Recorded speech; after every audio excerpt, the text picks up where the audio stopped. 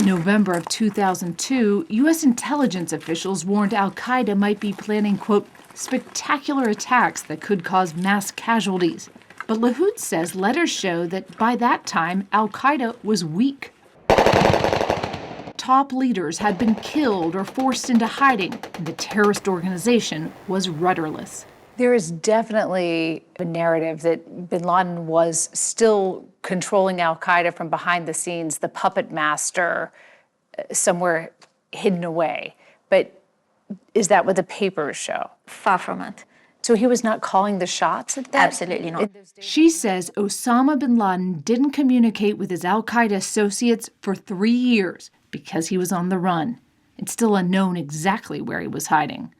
But in 2004, he reconnects with al-Qaeda in this letter, offering surviving members his new plan to attack America. He's very eager to replicate the 9/11 attacks in the United States.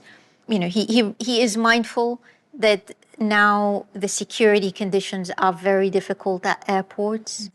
She read us part of this chilling letter from Osama bin Laden to the head of al-Qaeda's International Terror Unit.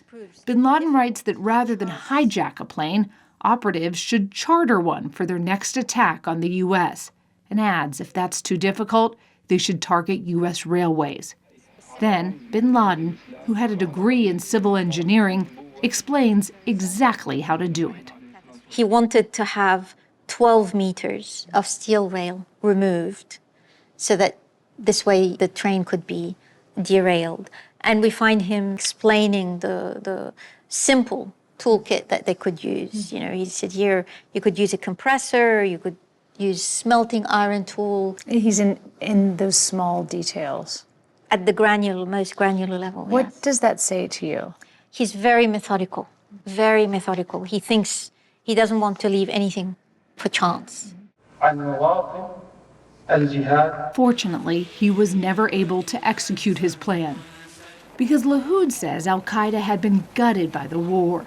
She read us this letter from Tawfiq, a young associate who was running operations for al-Qaeda in Afghanistan and Pakistan. He's telling Osama bin Laden just how incapacitated the terror organization had become. The weakness, failure, and aimlessness that befell us were harrowing. We Muslims were defiled and desecrated. Our state was ripped asunder. Our lands were occupied. Our resources were plundered.